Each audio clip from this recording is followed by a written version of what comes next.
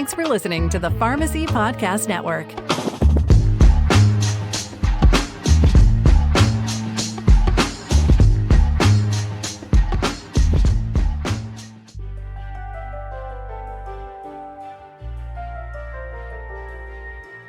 Hello and welcome to the Holistic Pharmacy Podcast.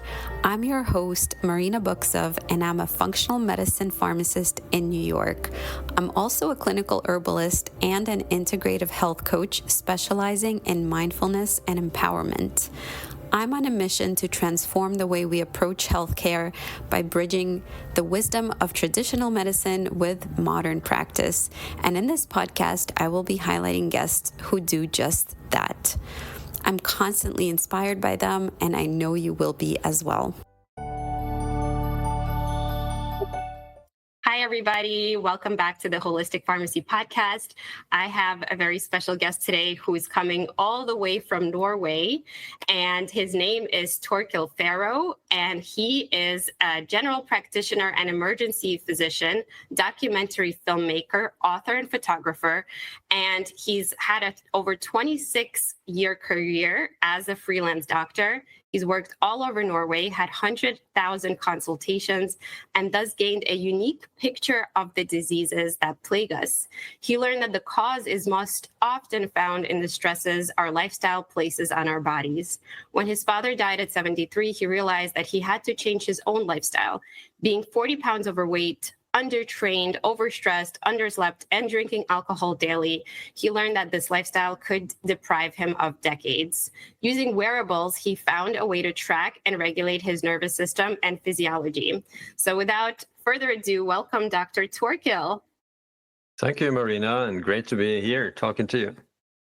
Likewise, we were just chatting before about wearables and about your journey, and it's so interesting reading your story and how you came to do this kind of work. And I think it always kind of starts on this personal root cause level, and then we get to decide if we want to change our life, and then also our career can be a huge part of our life. So I'm curious how it all started for you. How did you decide to be a doctor in the first place? And then where in that journey, did your father die and then you decided to take charge? Yeah, I actually had a different way into medicine than most doctors, because what I was interested in was to be able to travel freely around the world, being able to work with the human body. As a doctor, you can work anywhere in the world. And that was my aim, to live an adventurous life, to be able to work as a doctor. And as a freelance doctor in Norway, it's easy to work part-time. So you can work for 2 weeks or 1 month, and then you can go off traveling or doing whatever you want.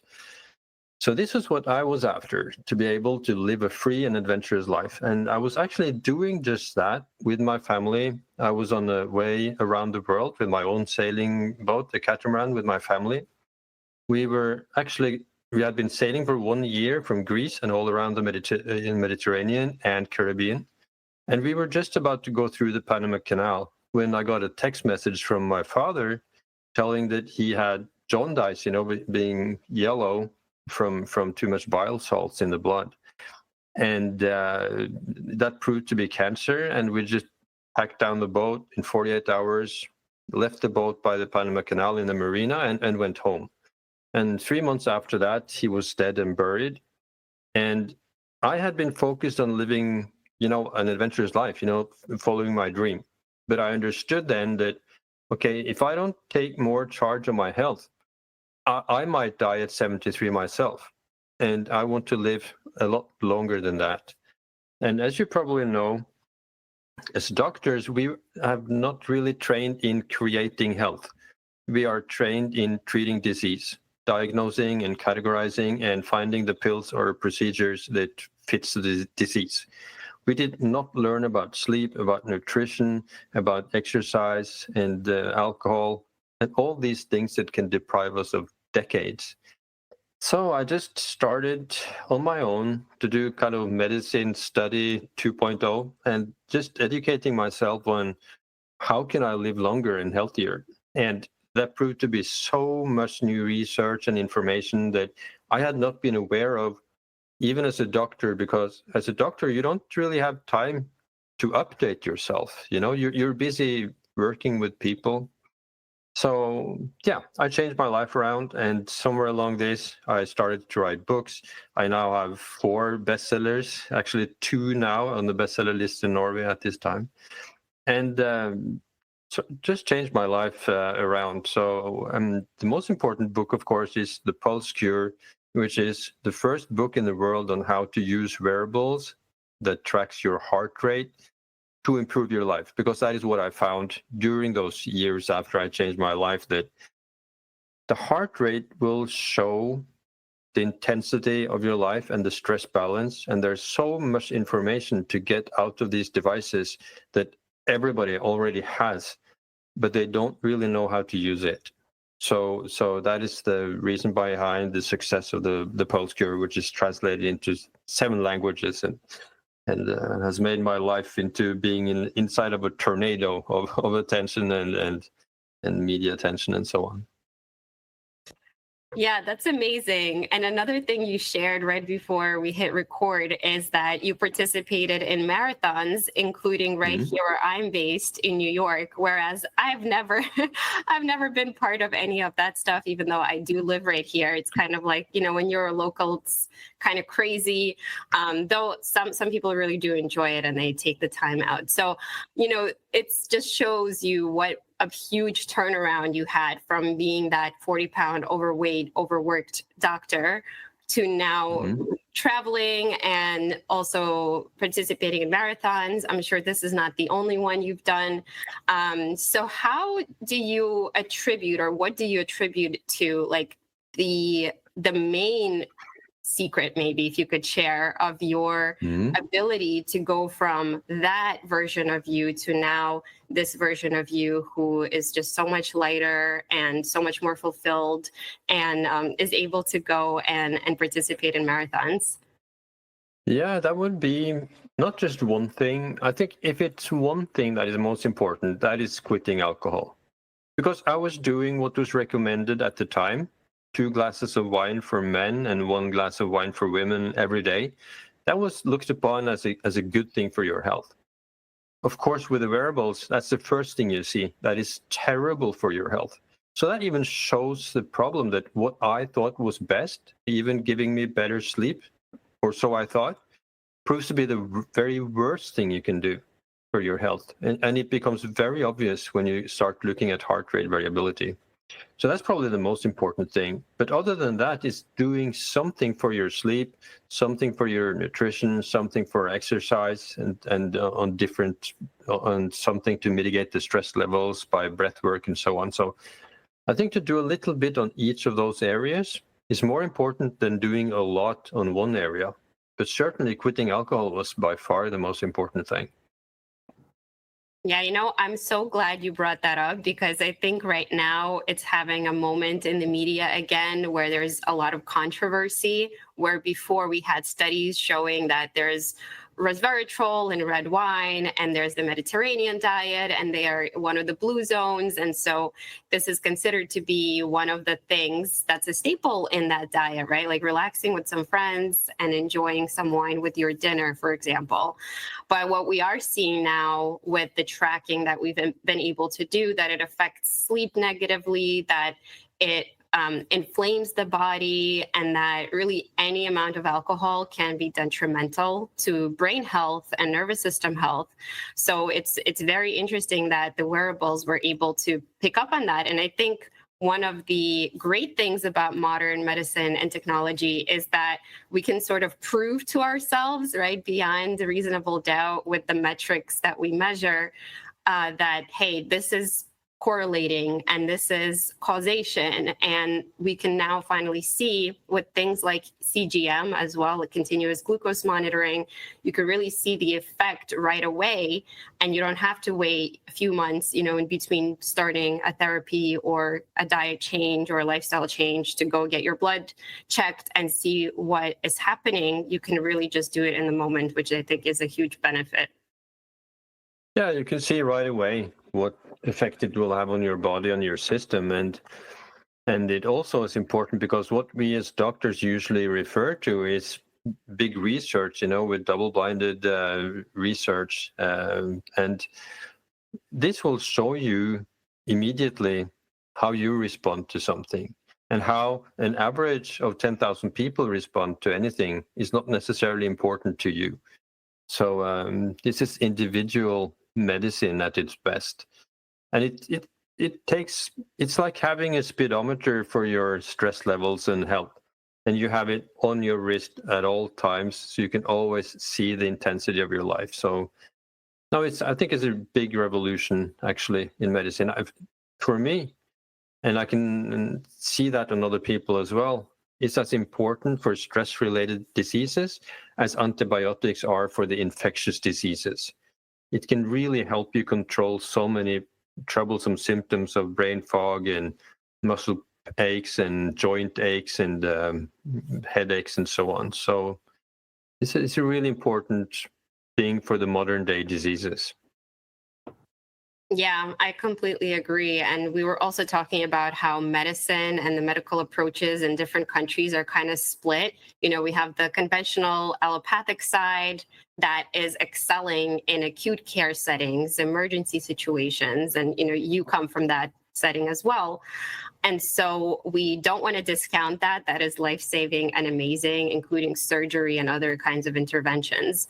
But for the majority of people, what we're plagued with, what the real pandemic is, in my opinion, is the chronic stress-related, lifestyle-related, nervous system-based diseases. And they leak into every area of health because the nervous system, it reacts very quickly, right? It interacts with the environment so quickly. And then it tells us, it tells the body, it tells the system what to do, what to feel, how to react. And so when we perceive stress in a certain way, and when we grow accustomed to it, and when everybody else in society is just as stressed as you are, it kind of becomes our normal, but it's really not. So what I'm hearing you say is that wearing these devices really shows you what your own reaction is, what your own interaction and engagement is with the outside world and how things affect you. So I'm curious, could you tell us a little bit more about those metrics? Because you mentioned heart rate variability. So what is that all about? And then I'll also add that the Heart Math Institute is doing some wonderful work in that department. And we're really finding out now, too, that the heart is not just this organ that pumps things. It's got endocrine function. It's also got a huge electromagnetic field. It's got the heart-brain connection that we also talk about in ancient medicine, like Chinese medicine. We're talking about the Shen and how we want the heart and the mind to really be one. So could you explain a little bit about what to look for when we are wearing wearables? What are the metrics that we want to see?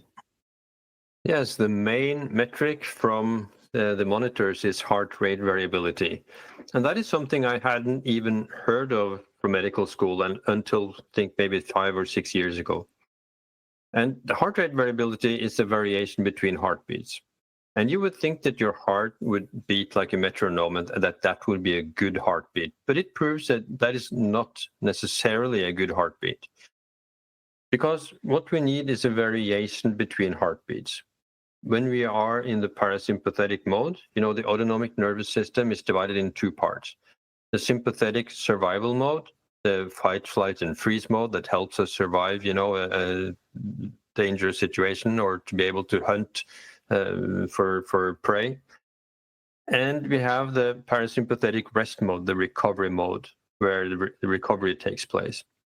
And when we are in the recovery mode, then there will be a variation between the heartbeats when we are breathing in or out. So when we are breathing in and the lungs filled with oxygen, the heart rate speeds up a little bit. And when we breathe out and there's less oxygen in the lungs, then the heart rate slows down a little bit, measured in milliseconds. If we are in the stressful mode for whatever reason, whether you have been drinking alcohol, whether you are in the premenstrual period, whether you have been eating something you cannot tolerate like gluten, whether you have been training too much or a host of other different things, then your heart rate will beat at a very steady pace, regardless of you are breathing in or out.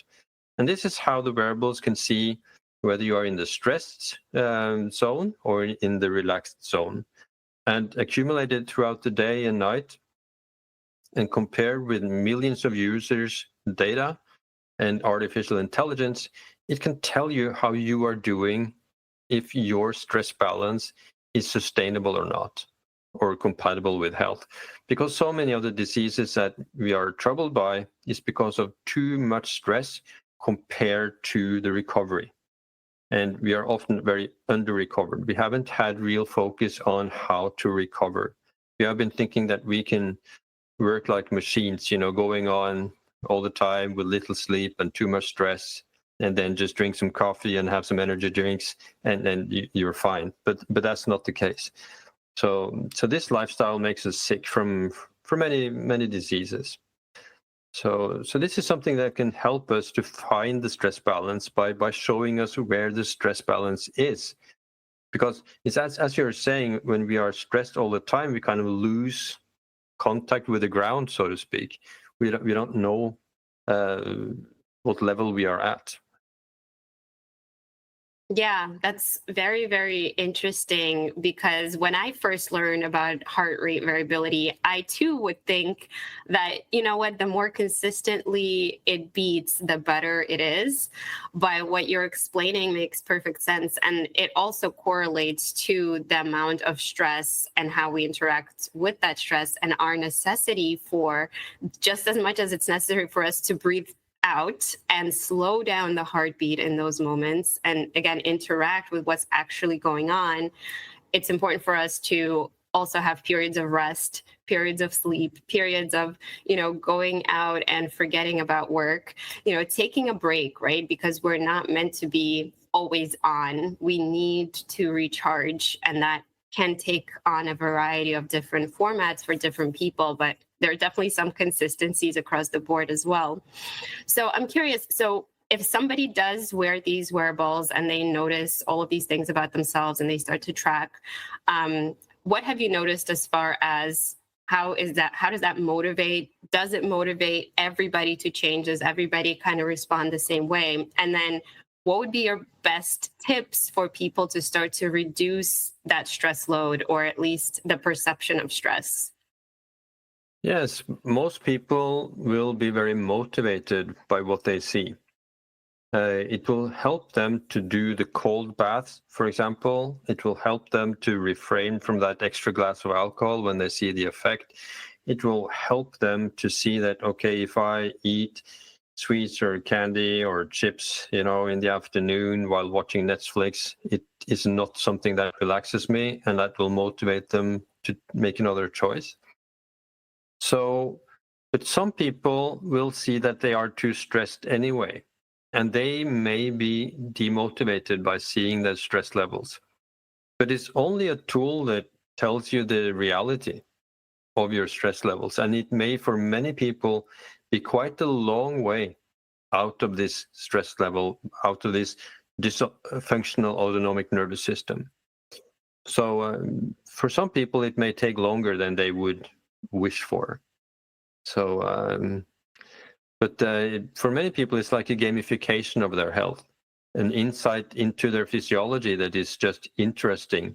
And it's their own life and health that is at stake, not just an avatar in a video game. So it becomes very important.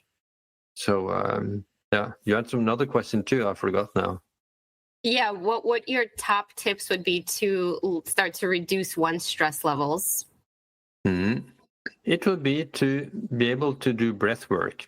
So to calm yourself down by breathing slowly, like, for example, 4 seconds in and 6 seconds out, that would be a really good way to be able to calm yourself down. Because the most important thing is to be able to stress, but also to de-stress, that you have the control. Because you're supposed to push yourself at times to perform at your best, but you are also supposed to be able to calm yourself down fully. And the breath work is the best way to do that. And to be in this mindfulness state also, to be aware, to be present in the moment. So these things would be very important. Other than that, of course, alcohol, as we have been talking about, it would also be to have a good fitness level. If you don't have a good VO2 max as a sign of a good fitness level, then your daily activities can be too much struggle for you. Just walking up some stairs, or your whole body is struggling to keep the metabolism going. And so many of the devices will tell you your VO2 max, and you will be able to see that, and that an increase in the VO2 max, improved mitochondria and so on, will make it easier for your body to run smoothly. So, and prioritizing sleep is also important. That's the way that the body can heal itself. You only had to, make it easy for you to sleep, and the body will do the rest. Make sure that you get 7 to 8 hours of sleep, and restorative sleep that you can see on your heart rate monitor. And to do that, you would need to have a dark room and a pretty cool room, not too hot. You would need to wind down the last 1 or 2 hours before you go to bed. You would need to stop eating, maybe have 3 or 4 hours from your last meal until you go to sleep, and these kind of things. So, and these are the strategies that you will learn in the Pulse Cure. So the Pulse Cure is mainly, I would say 90% of it would be the best strategies for these different areas of life. Beautiful. Yeah, I completely agree. And I'll also add that the time that you go to sleep matters. And the earlier you can go to sleep, the more restorative deep sleep you can usually get. And so my heart goes out to night shift workers, because I don't know how to reset my circadian rhythm if I were ever to kind of miss my sleep window. But I want to play devil's advocate for a moment with you, Torkil. What if somebody has resistance to wearing wearables, right? And that could be for different reasons, like what you said about maybe some people are already stressed, so they don't want to add another stressor of kind of like tracking themselves and seeing themselves as maybe failing, right? So that could be a fear. Or maybe it's just an extra thing for them to go and look up, and that just adds time to their already busy day. Or some people are worried about like Bluetooth and other kinds of emissions from these kind of devices. So what would you say to people who might be thinking this? Yes, we can take the Bluetooth issue first. I think most of these devices will have a flight mode. At least my Oura Ring have it, and my Garmin watch has it.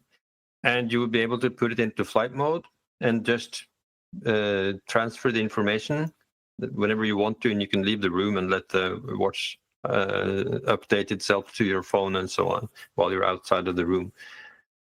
When it comes to it being stressful for people, probably for some people it would be better not to use it. But to use the strategies in the Pulse Cure, my editor was very firm about that. You didn't have to have a device to make the use of the book. So that the advice that the people with wearables have found useful is, of course, also useful for you, even if you don't have the wearables. It's just another thing that helps you to monitor this. And so many people have found that the monitor shows too much stress, and they have been advised from doctors, or psychologists to just put the watch away. But that will not solve the problem, unfortunately. It's like having a fever and the doctor tells you, okay, just get rid of the thermometer and you're fine. It will not cure it, right? So I think probably the ones that will see that the stress level is too high are the ones who really need it to avoid getting these diseases. So, but anyway, as I said, they can implement the strategies. But it can be hard because you may be struggling to calm yourself down, and the device could tell you that your problem is eating gluten or milk. And as long as you do that, you will not get rid of this problem. So this is the way the wearables can help you, that you see that whenever you have a meal, including that, your stress level is higher afterwards. So I would say most people would need a wearable of this kind. And the only people who don't really need it, they are the ones that are already have a good stress balance. But how many are in that situation? Maybe 10%, of the population that will not need it. All the rest of us, I haven't met anybody starting to use the wearables that have not made use of it and found out something that they have been able to solve, and they feel they have more energy and less symptoms afterwards. So I think maybe 5%, every good medicine has some side effects. So I would regard maybe 5% would be better off not using this. They will be too stressed anyway, and it is no way that it could help them. But I would say for 90% of people, it's a really useful thing. Yeah, I think it's like that saying, if you don't have time to meditate, then you have to do it twice as much. So like if you don't think you need it, maybe you actually will be the one who benefits the most potentially from looking at those patterns. And I think it's like sometimes easier to think that we can sweep it under the rug and don't look at it. It's like that avoidance pattern. And then you won't have to deal with it if you don't know about it, right? Ignorance is bliss. Yep. So it could be very, very helpful for people that are actually willing to look at those things and maybe do something about them and change those habits and make those conclusions. So could you tell us, how easy it is to go and track? Like, is it a daily thing where you download all the data and you look at it? Or like, what's the frequency with which we should be interacting with these devices? And also, if we were to simplify and maybe just start with one device that would be the biggest bang for your buck, let's say, what would that be? Yes, you have different choices. You could have a smart ring, like an Oura ring. I have now 3 rings, I'm comparing them. So I have a Samsung Galaxy ring, an Oura ring, and a Norwegian Inspire ring. And there's a host of other rings of this kind. And they will usually give you an estimate in the morning of your available physiological energy and the quality of the last night's sleep. And that could be enough for most people. They will see in the morning, how much energy do I have? Can I push myself hard on the exercise today? Or should I relax more? Should I rather do some breath work? And then you can regulate your day, because that's the most important thing, that you get some information, that it helps you to organize the rest of the day, how you spend your energy. If you are going to make sure that you have a better night's sleep the next night, for example. If you want to really micromanage your stress levels, you would need a Garmin watch. So the Garmin watch is the one that helps you to see at each moment throughout the day. You can get your stress levels, and you can see from the curves, you can see the stress levels throughout the day in a very easy to understand. My mother at 82 uses it and understands her stress levels. So when I'm talking about that, you could see after a meal that your body reacts to it. It's only Garmin that is able really to micromanage your stress levels like that. And Garmin is also the cheapest option for many. You would probably get some watches, and I'm no affiliations to them. Probably for $250, you would be able to get a good device, really good device. You could also use a Whoop band. It's also an American brand, and the Whoop band does not have. It's a bracelet that you have on your arm. And it does not have a screen, so it's less intrusive into your life, just like a ring. And it will also help you to see in the morning how your recovery score is. And throughout the day, it will give you a measurement of the strain that you accumulate throughout the day, and will tell you, okay, now you've reached an ideal point in your strain on this day. And the Whoop band will also give you a weekly report and a monthly report when you can put in, and every day you will have a journal that you will tell Whoop, from the phone what you have been doing, and they will use that information to give it back to you to see what stresses you and how much and so on. So they all have their different pros and cons. So I would say the Oura Ring, the Garmin watch, or the Whoop band, or if you are a Samsung user, maybe the Samsung Galaxy Ring. So that would be the main things. So, for example, the Garmin watch, would it like ping you throughout the day if you have it on airplane mode, or would you have to wait until it downloads the data to see what your meal effect was, for example? Yeah, you would have to wait if you want to have it in the flight mode. Then you would have to wait until they transfer the information, and then you would see from the graphs what has happened throughout the day. But you can also, if you don't want to use a flight mode, and I can always push a button and I can see my stress levels. My stress levels in the moment is 56, so it's right in the middle. And I have a body battery that is 42. So the body battery is kind of the battery accumulated throughout the day. So so those two numbers of stress in the moment and your stress levels followed, like just like in the gas gauge in your car, you can see how much energy you have left. So those are really, really useful numbers for people. Yeah, I thank you for putting that in context, because I think many people have the resistance of like not even trying to research that, because it just seems like so daunting to kind of figure all that out.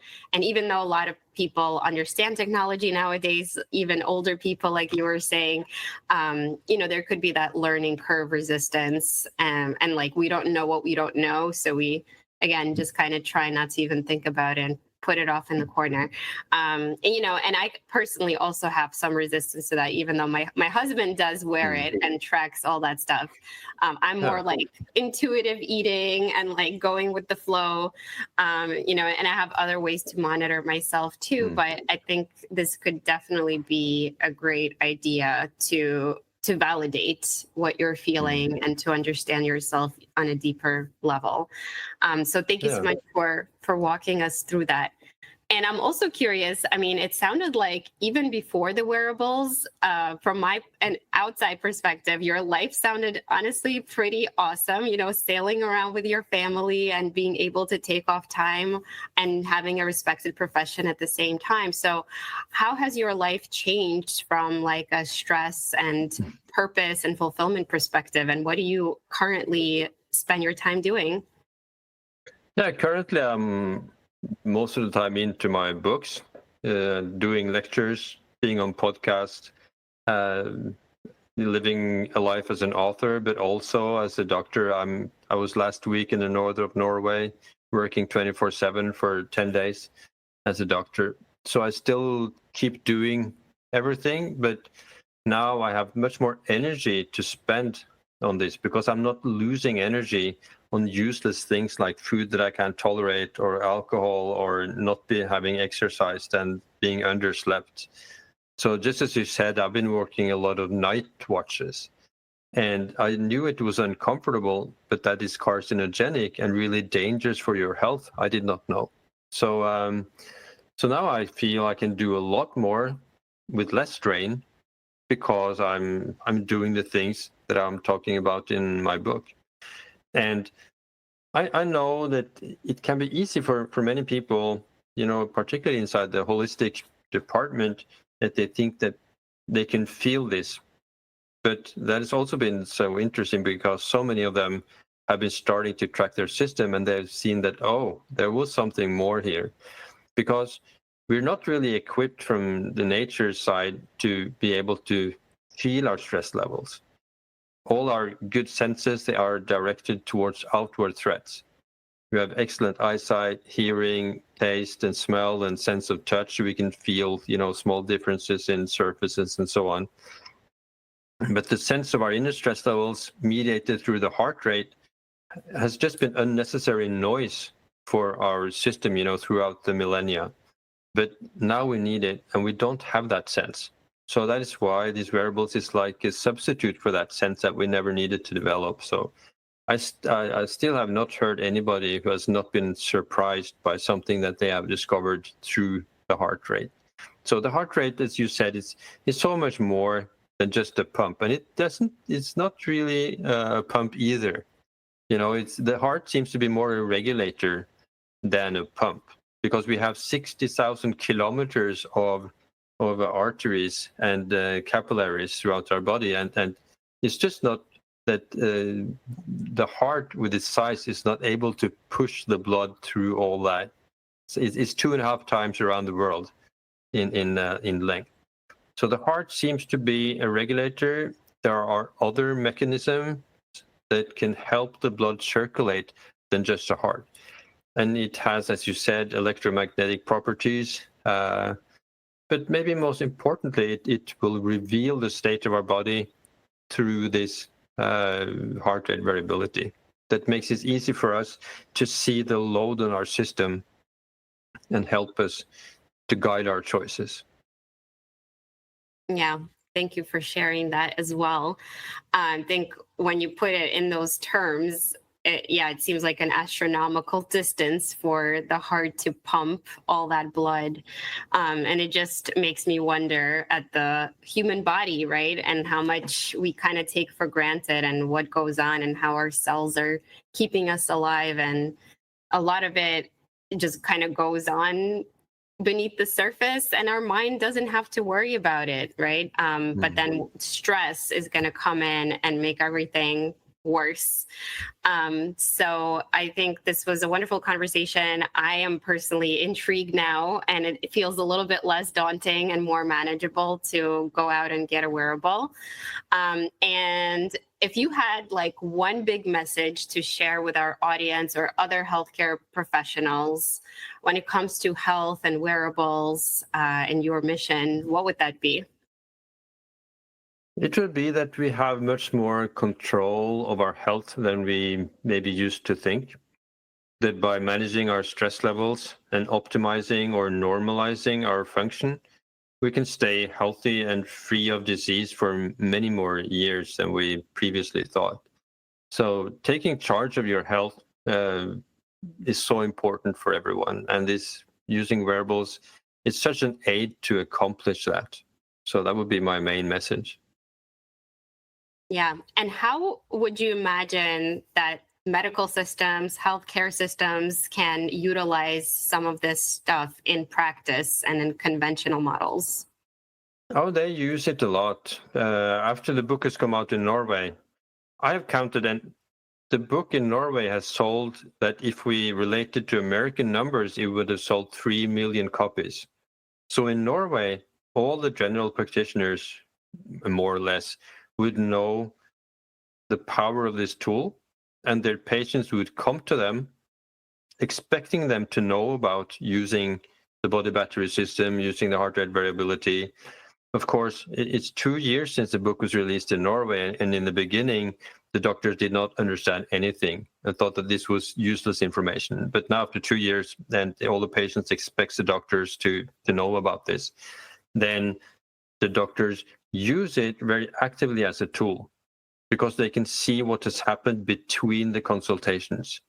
Normally, when they come in to your as a patient, you measure their blood pressure, maybe you take a blood test, but what has happened from the 3 months since they were there the last time, you have no clue. But if you ask them to have a look at their phone and you see their numbers, you are able to identify parts of how they're been working, whether they may have had long COVID that will show up. Maybe they can see that they are too much stressed in certain times of the week. And it's such an insight into their function that the good practitioners will use it as a very good source of information on the patient's function. Wow. Well, congratulations on all your success and influence that you were able to create and all the change that happened as a result, positive change, right? So my question is, how can we extrapolate that to the rest of the world? And maybe we can learn something from Norway and from the way your medical practice is like there, because I don't know if you're familiar with our system or even with other countries, but I see a lot of doctors just so overwhelmed and stressed and overworked, working 70-plus-hour weeks, especially as residents and young doctors, and just so much pressure to perform and not enough resources. So how can we learn from Norway and be better about that? I'm not sure. It just has to start by people taking charge themselves, I think. That is the way it was done in Norway. So the doctors have been forced by their patients to relate to this in another way. So, and I think that most people with some interest in health and holistic health, they will know more than most doctors in this area.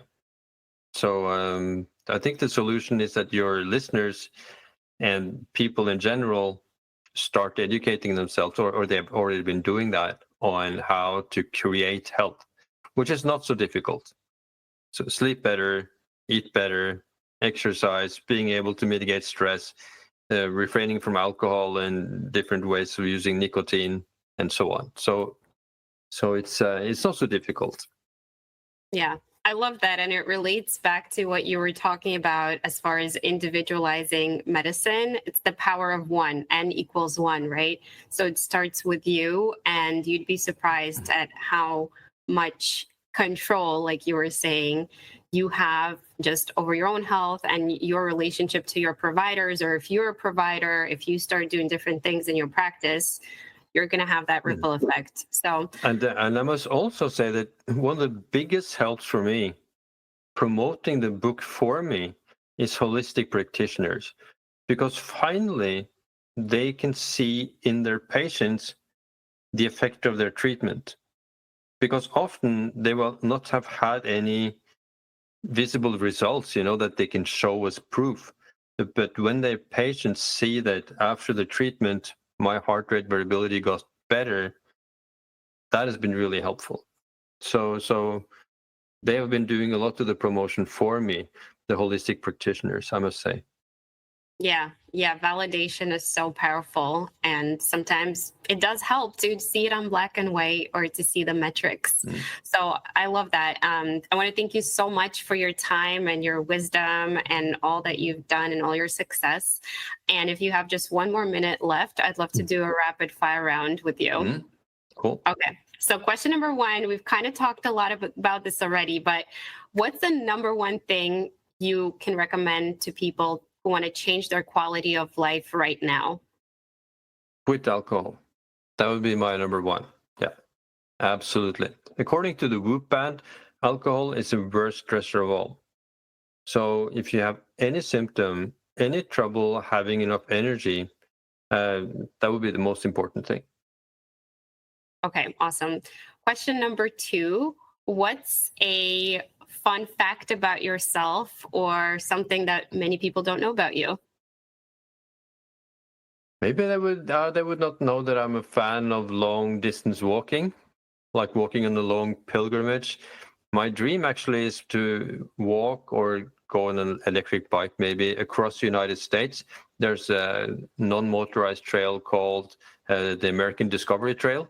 I would love to go on such a long distance journey, or maybe the Pacific Crest Trail or the Appalachian Trail. So that is something maybe a lot of people don't know. Okay, I have to write that down and look that up. I'm just writing it. All right, you're going to be teaching me about America. All right, and then question three, what's your ideal meal to either make, like something you like to cook, or something that you like to eat?